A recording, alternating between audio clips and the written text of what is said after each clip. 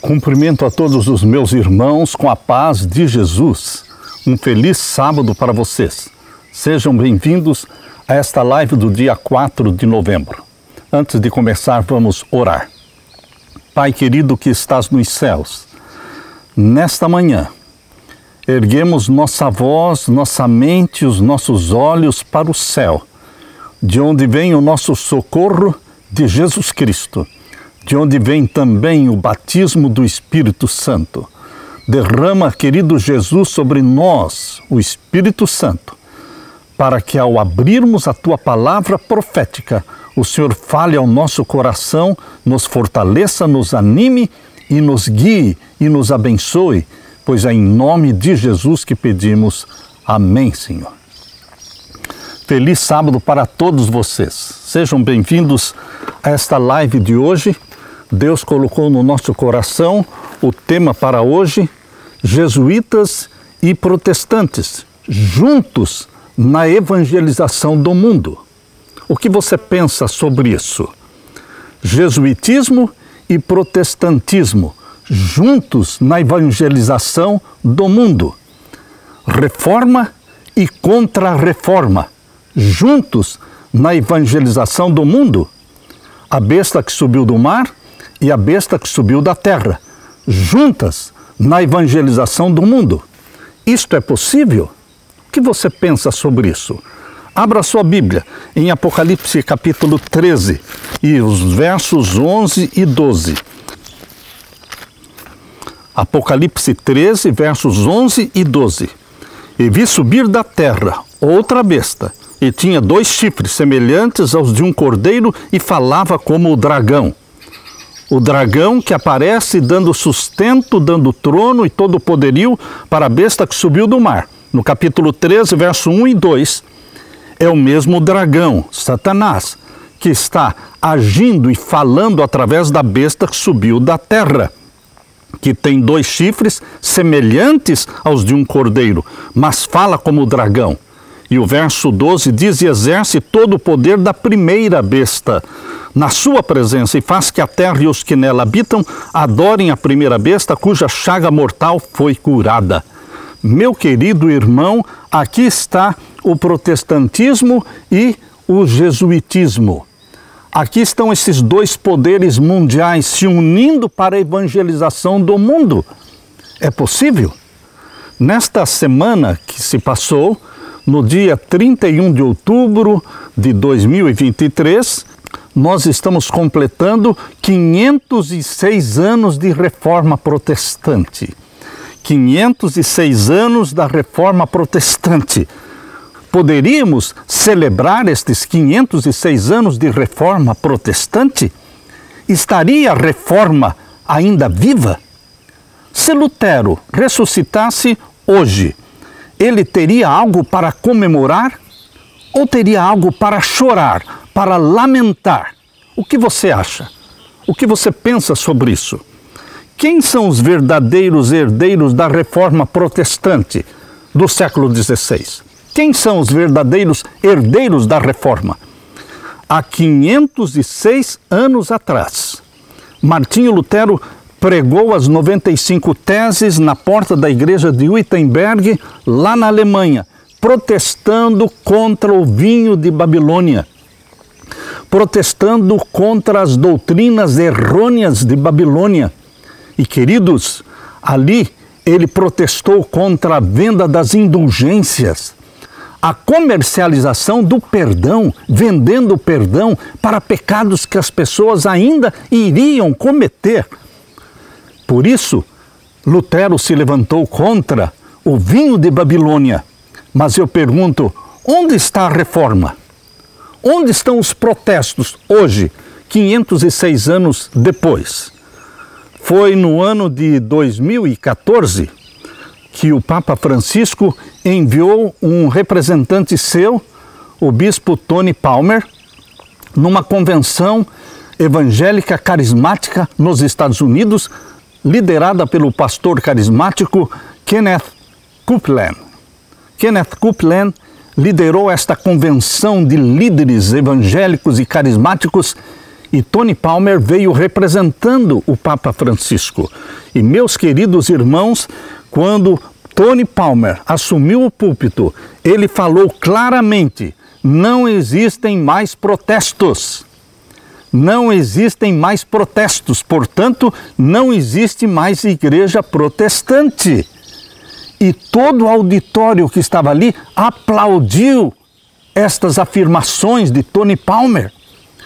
Como poderemos aplaudir a declaração de que não existem mais protestos e não existe mais igreja protestante?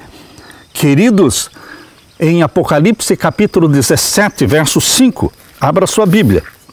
Apocalipse capítulo 17 e o verso 5. Aqui fala de uma igreja chamada Igreja Mãe e, portanto, ela tem filhas. Apocalipse 17, verso 5. E na sua testa estava escrito o nome mistério, a Grande Babilônia. A Grande Babilônia romana, ela é a Igreja Mãe.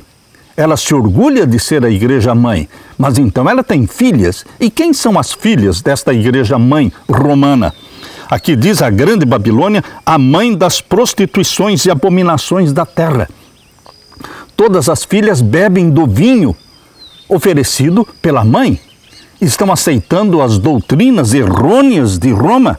Meus queridos irmãos, todas as igrejas que obedecem o mandamento papal sobre a santificação do domingo, você pode chamar esse domingo de o domingo ecológico, o domingo verde, mas é um mandamento papal, exigindo que o mundo todo santifique o primeiro dia da semana.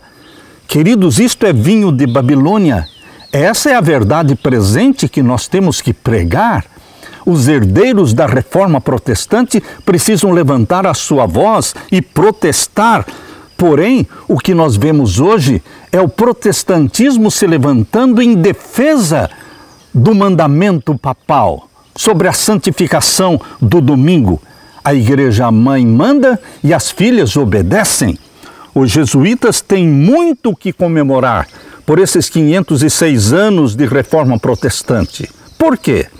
A ordem dos jesuítas tem razões de sobra para comemorar, porque de forma sutil, de forma habilidosa, eles conseguiram destruir o protestantismo.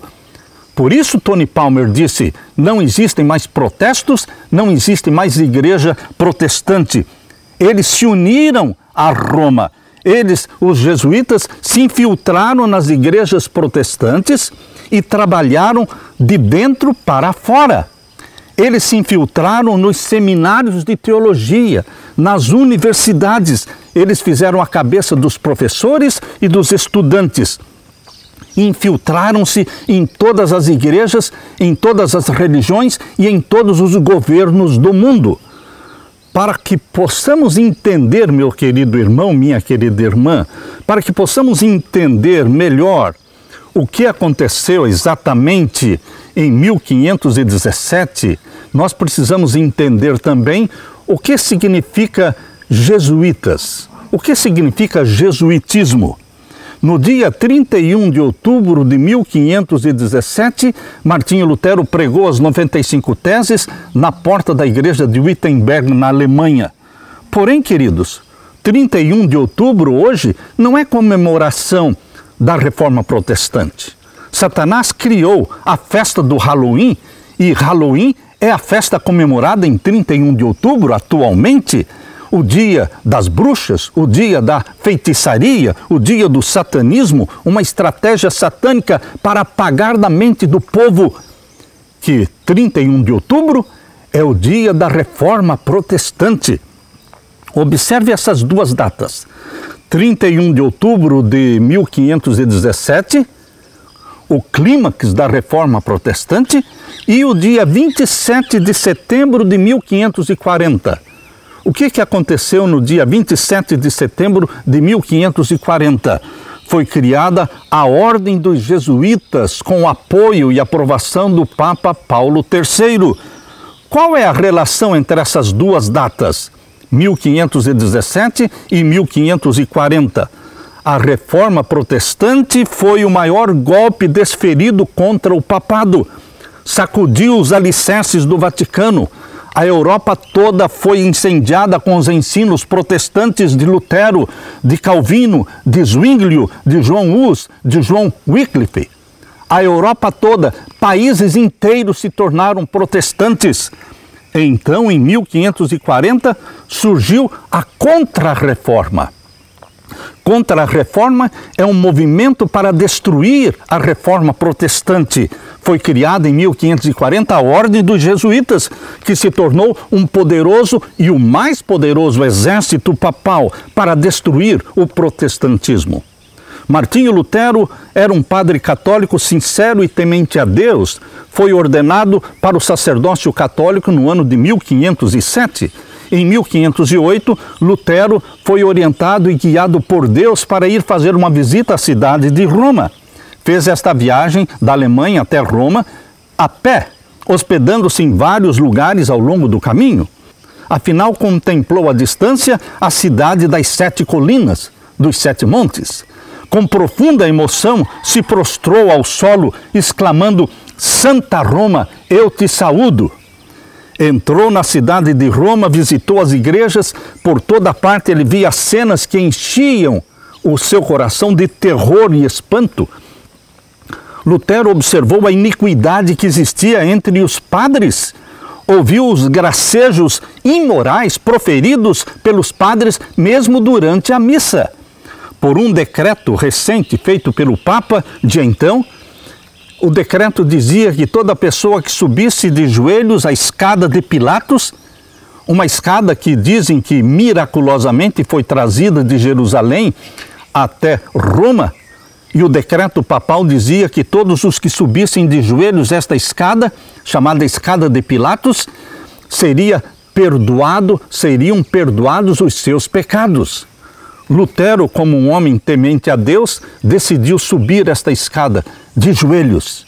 E foi quando ele estava subindo essa escadaria que Lutero ouviu uma voz como de trovão soando nos seus ouvidos. E essa voz dizia: "O justo viverá da fé." Romanos 1,17. O justo viverá da fé.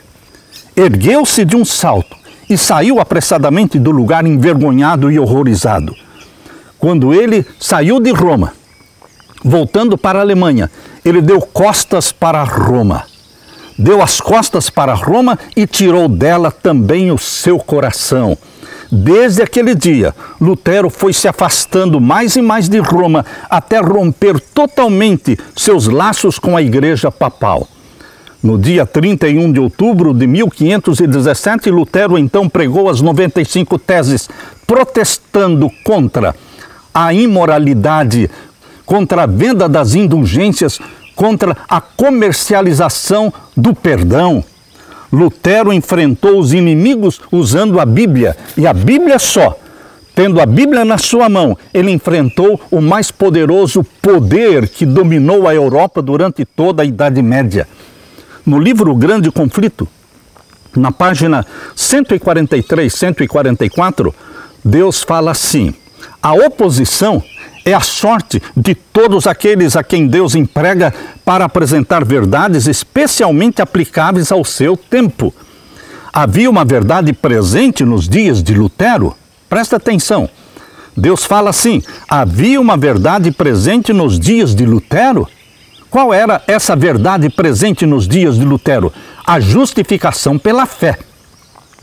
Lutero foi iluminado por Deus para levantar bem alto a bandeira da justificação pela fé e da Bíblia somente, e do sola Escritura. Havia uma verdade presente nos dias de Lutero, verdade de especial importância naquele tempo e hoje também. Há uma verdade presente para a igreja hoje. Grande Conflito, páginas 143, 144. Há uma verdade presente para a igreja hoje. Aleluia! Os que apresentam a verdade presente para este tempo não devem esperar ser recebidos com maior favor do que o foram os primeiros reformadores. O grande conflito entre a verdade e o erro, entre Cristo e Satanás, há de aumentar em intensidade até o final da história deste mundo. Grande Conflito 143, 144. queridos, no dia 27 de setembro de 1540 surgiu então a Contra-Reforma, o jesuitismo. E preste atenção no voto feito pelos jesuítas. Eu vou ler para vocês.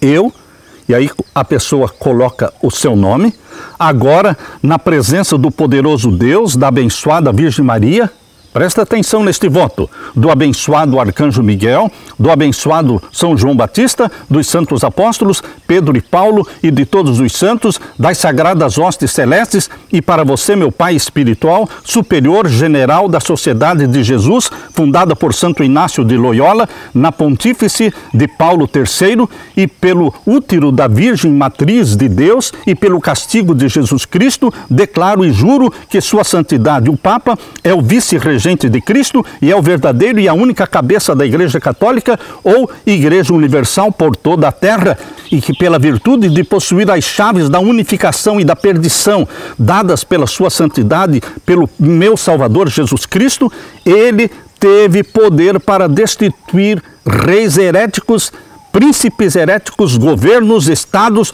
todo ser ilegal sem sua confirmação sacra pelo qual têm sido destruídos. Eu, portanto, declaro que ajudarei, assistirei e aconselharei todo ou qualquer agente da Sua Santidade em qualquer lugar, onde quer que se encontre, e darei meu melhor para extirpar os hereges protestantes. Percebam o voto jesuíta. Para extirpar, darei o meu melhor para extirpar os hereges protestantes ou doutrinas liberais e destruir toda a pretensão de poderes legal ou outros.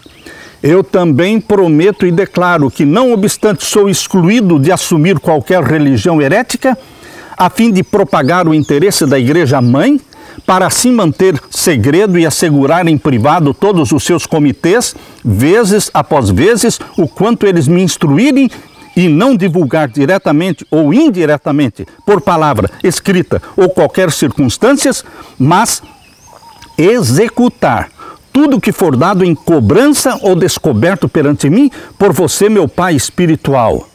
Eu prometo e declaro que não terei opinião ou desejo de mim próprio, ou qualquer reserva pessoal, mesmo perante um cadáver defunto, sem hesitação, obedecerei cada e toda ordem que eu possa vir a receber dos meus superiores na milícia do Papa e Jesus Cristo. Que irei a qualquer parte do mundo, por qualquer coisa que tenha de fazer, sem murmurar, e serei submisso em todas as coisas que porventura me comunicarem. Agora presta atenção. Eu prometo e declaro, diz o voto, que eu, quando as oportunidades se apresentarem, farei guerra sem qualquer piedade. Guerra sem qualquer piedade, secretamente ou abertamente, contra todos os hereges protestantes e liberais, assim como sou dirigido para extirpar e exterminar eles da face de toda a terra, e que não pouparei, seja sexo, seja idade, nem condição, e enforcarei e estrangularei, esfolarei, ferverei, esmiuçarei e enterrarei vivo estes infames hereges. Se referindo aos protestantes, abrirei os estômagos e úteros das suas mulheres e esmagarei as cabeças dos seus bebês contra a parede, em ordem de aniquilar para sempre esta abominável raça. Meu querido irmão, é possível você imaginar pessoas que se chamam Companhia de Jesus, ou seja, a ordem dos jesuítas, fazerem um voto nestas palavras horríveis para destruir e acabar com o protestantismo? Meu querido irmão, tendo em mente este voto, nós poderemos considerar o que tem acontecido durante estes 506 anos, desde 1517 até hoje, 2023. Os jesuítas trabalharam para destruir o protestantismo. Protestantes foram açoitados, mortos, enforcados, queimados vivos aos milhares, mas sem sucesso, porque o protestantismo só cresceu e ganhou a Europa e ganhou o mundo. Porém, mais recentemente, os jesuítas decidiram mudar a tática. já que a morte, a perseguição não surtiu o efeito desejado, eles mudaram a tática. Eles decidiram se unir aos protestantes na evangelização do mundo. Por isso, em 1994, foi assinado um documento de 24 páginas entre os jesuítas do Vaticano e os protestantes. E o documento tem como título Católicos e Protestantes Juntos na Evangelização do Mundo. Essa foi a estratégia também usada por Satanás no quarto século. Vocês se lembram que nos primeiros séculos o Império Romano estava perseguindo os cristãos, mas não conseguiu destruir os cristãos, porque cada mártir, quando derramava o seu sangue, era como semente sendo plantada e germinando, e novos cristãos nasciam e surgiam, e o cristianismo só crescia com as perseguições. Então, no quarto século, Satanás mudou a sua estratégia, usou o imperador Constantino, fazendo com que ele proclamasse publicamente a sua conversão ao cristianismo. E Constantino transformou as catedrais pagãs em catedrais cristãs. E Constantino trouxe o Sunday, o dia do sol, guardado pelos pagãos, para dentro da igreja cristã. Porque agora o imperador de Roma era cristão. Ou seja, uma falsa conversão. Foi assim que ele instituiu o primeiro decreto dominical em 321. Em 321, o primeiro decreto dominical ordenando todos a descansarem no dia do sol. Meu querido irmão, assim Satanás agiu para destruir o cristianismo no quarto século, misturando-se com o cristianismo, fazendo-se de cristão. A mesma estratégia os jesuítas adotaram agora em recentes anos, unindo-se aos protestantes. Você se lembra daquele ditado? Se você não pode vencer os seus inimigos, una-se a eles. Foi exatamente o que eles fizeram, uniram-se aos protestantes, se infiltrando nas igrejas, se infiltrando nos seminários de teologia, tornando-se um deles. Quando nós lemos a profecia de Apocalipse 13, quando nós lemos Apocalipse 13, versos 11 e 12, ficamos imaginando como isso poderia acontecer. Como é que essa profecia de Apocalipse 13, 11 e 12 poderia se cumprir? Sendo que, quando a profecia foi escrita no primeiro século, no final do primeiro século, quando João escreveu essa profecia lá na ilha de Patmos, não existia o papado ainda. Quem dominava o mundo era Roma imperial, não existia Roma papal. Não existia ainda a besta que subiu da terra, os Estados Unidos da América do Norte. Não existia também o protestantismo. Deus escreveu através da profecia a história do que iria acontecer no futuro. Hoje nós estamos nesse futuro, vivendo o futuro, vendo com os nossos olhos o cumprimento desta profecia. E meus queridos irmãos, o teólogo adventista J.N. Andrews foi o primeiro pastor adventista que interpretou a besta que subiu da terra como sendo uma aplicação aos Estados Unidos da América do Norte, a maior nação protestante do mundo. Mas, quando J.N. Andrews fez esta aplicação, o protestantismo e o Vaticano estavam separados por um grande abismo. Existia um abismo entre o Vaticano e os Estados Unidos, ou seja, o protestantismo. Como é que esta profecia poderia se cumprir? Porque aqui em Apocalipse 13, 11 e 12 mostra a união, a parceria, a íntima relação que existe entre o papado e o protestantismo, entre o Vaticano e os Estados Unidos da América do Norte. Como é que esta profecia poderia se cumprir? Se existia um abismo separando os dois poderes. Queridos, primeiramente eles começaram aliciando Billy Graham. Os jesuítas começaram aliciando Billy Graham, trouxeram Billy Graham para dentro da maçonaria e o conduziram ao 33º grau da maçonaria. Porque os jesuítas controlam, têm o poder sobre a maçonaria. Eles fizeram de Billy Graham um maçom do 33º grau. Em pouco tempo, Billy Graham se tornou conselheiro dos presidentes americanos. Em pouco tempo.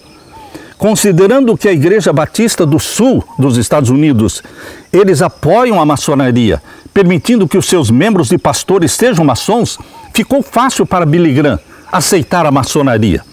Ele foi recrutado já no início do seu ministério por Henry Lucy. Henry Lucy era Knight of Malta, um cavaleiro de Malta, cavaleiro do Vaticano, e também foi recrutado pelo maçom judeu Bernard Baruch, com propósitos ecumênicos. Quando você estuda a história, você consegue entender as razões por que Billy Graham recebeu um título de doutor honorário. Ele recebeu um título de doutor honorário da Ordem Beneditina Belmont Abbey College, tendo sido aprovado pelo jesuíta Charles Dulea, do Vaticano. De repente, meu querido irmão, Billy Graham começou a aparecer nos jornais do mundo todo e seu rosto apareceu na capa da revista Time no dia 25 de outubro de 1954. Existia um poder por trás colocando Billy Graham na capa da revista Time. Foi pela influência, pelos conselhos de Billy Graham que Ronald Reagan, presidente dos Estados Unidos, enviou, escolheu e nomeou o primeiro embaixador americano no Vaticano em 1984, William Wilson. Esse foi o primeiro passo para reconciliar os dois poderes, a besta que subiu do mar e a besta que subiu da terra. O jesuitismo do Vaticano com o protestantismo dos Estados Unidos. Meu querido irmão, por longos 117 anos, não havia nenhuma relação diplomática entre Estados Unidos e o Vaticano. Havia um abismo separando esses dois poderes, mas a profecia diz que eles iriam se unir no tempo do fim, fariam uma parceria para o domínio mundial. Essa é a profecia de Apocalipse 13. Foi em 1867 que o governo americano descobriu que um dos assassinos de Abraham Lincoln, lembram-se vocês, Abraham Lincoln, que foi assassinado, um dos assassinos era John Surratt. John Surratt era um agente do Vaticano. No dia 14 de abril de 1865, quando Abraham Lincoln foi assassinado, um dos assassinos, John Booth, foi perseguido e morto 12 dias depois. Porém, John Surratt fugiu para Montreal, no Canadá, foi escondido e protegido numa paróquia católica e depois o enviaram para o Vaticano. Queridos, em 1866, ali no Vaticano, John Surratt trocou de nome para John Watson e se tornou guarda-costa do Papa Pio IX. Creiam, pasmem, John Watson, um dos assassinos de Abraham Lincoln, ele se tornou um dos guarda-costas do Papa Pio IX. Você consegue acreditar nisso? Por que um dos assassinos de Abraham Lincoln recebeu asilo no Vaticano? Abraham Lincoln foi assassinado no dia 14 de abril de 1865 e logo em seguida, no dia 7 de julho de 1865, a mãe de John Surratt, a senhora Mary Surratt, foi condenada nos Estados Unidos por fazer parte deste complô, desta conspiração para a morte de Abraham Lincoln. Mary Surratt, ela foi morta, executada, enforcada no dia 7 de julho de 1865. Foi a primeira mulher enforcada pelo governo americano. 7 de julho de 1865, porque descobriram o complô do Vaticano, usando Mary Surratt e o seu filho, usando a casa de Mary Surratt para fazer as reuniões conspiratórias para a morte, o assassinato de Abraham Lincoln.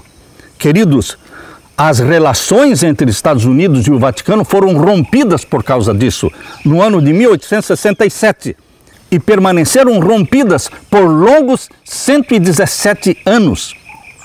Por isso eu disse, havia um abismo entre o Vaticano e os Estados Unidos da América do Norte. Porém, começando com Billy Graham, o pastor protestante e maçom, o protestantismo americano foi sendo reconciliado com os jesuítas do Vaticano. Billy Graham foi, sem dúvida, o líder protestante que mais contribuiu para aproximar Estados Unidos, o protestantismo, do Vaticano.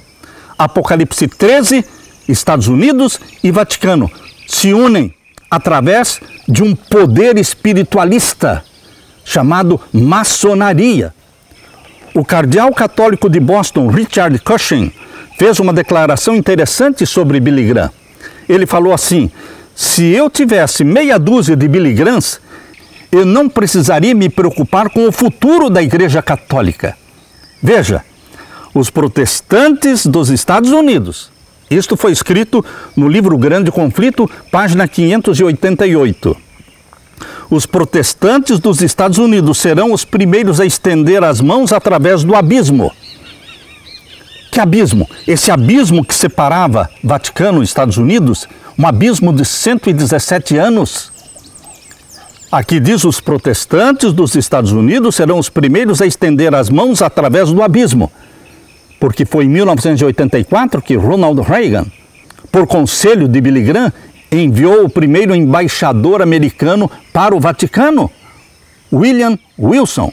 E, meu querido irmão, aqui diz: para apanhar a mão do espiritualismo. O que é que os protestantes fariam? Agarrariam a mão do espiritualismo. Maçonaria é espiritualismo. Através do espiritualismo maçônico, os Estados Unidos e o Vaticano foram reconciliados. Vou ler de novo. Os protestantes dos Estados Unidos serão os primeiros a estender as mãos através do abismo para apanhar a mão do espiritualismo. Estender-se-ão por sobre o abismo para dar mãos ao poder romano e sob a influência desta tríplice união: protestantismo, maçonaria e Vaticano. Este país seguirá as pegadas de Roma, conculcando os direitos da consciência. Grande Conflito, página 588. Seguindo o exemplo de Billy Graham, muitos líderes evangélicos protestantes dos Estados Unidos também se submeteram a Roma e também entraram para a maçonaria. Os principais líderes e protestantes enterraram a reforma protestante, voltando para os braços da Igreja Mãe, Igreja de Roma. Um dos mais influentes pastores da América foi Robert Schuller, também 33º grau da maçonaria. Ele construiu a Catedral de Cristal Garden Grove, na Califórnia. Hoje esta catedral pertence à Igreja Católica. Em 1987, Robert Schuller disse: é tempo dos protestantes virem ao pastor, ou seja, o Papa, e dizerem: o que é que devemos fazer para voltarmos para o lar? O que devemos fazer para voltarmos para o lar? Robert Schuller falando dos protestantes voltando para o lar romano. Robert Schuller produziu um impacto enorme no ministério do atual pastor Rick Warren e também de Bill Hybels. Outro pastor americano famoso foi Norman Vincent Peale, também 33º grau da maçonaria. Ele foi o mentor de Robert Schuller. Norman Vincent Peale, através dos seus livros e através dos seus sermões, influenciou poderosamente o pregador famoso Joel Osteen, pastor da igreja Lakewood Church em Houston, no Texas, com 45 mil membros. Queridos, em 1994, 40 líderes protestantes assinaram o documento de 24 páginas, Evangélicos e Católicos Juntos na Missão Cristã do Terceiro Milênio. Só que nesse documento fica claro que os protestantes não podem evangelizar católicos, nem pregar contra o papado. Será que a reforma protestante realmente morreu, meu querido irmão, minha querida irmã? Ou Deus ainda tem na terra um remanescente fiel que sabe manejar a Bíblia e que conhece as profecias da Bíblia e são ungidos pelo Espírito Santo e estão pregando as 3 mensagens angélicas? Deus ainda tem este remanescente na terra? Sim, um remanescente fiel que guarda os mandamentos de Deus e que prega as 3 mensagens angélicas, que é a verdade presente para os nossos dias. Como a justificação pela fé foi a verdade presente nos dias de Lutero, as 3 mensagens angélicas de Apocalipse 14 são a mensagem presente para os nossos dias. Apocalipse 13, Apocalipse 14, Apocalipse 17, Apocalipse 18. Essa é a verdade presente para os nossos dias. No livro O Grande Conflito, páginas 143, 144, Deus falou assim: há uma verdade presente para a igreja hoje. Estou lendo o livro O Grande Conflito. Os que apresentam a verdade para este tempo não devem esperar ser recebidos com mais favor do que o foram os primeiros reformadores.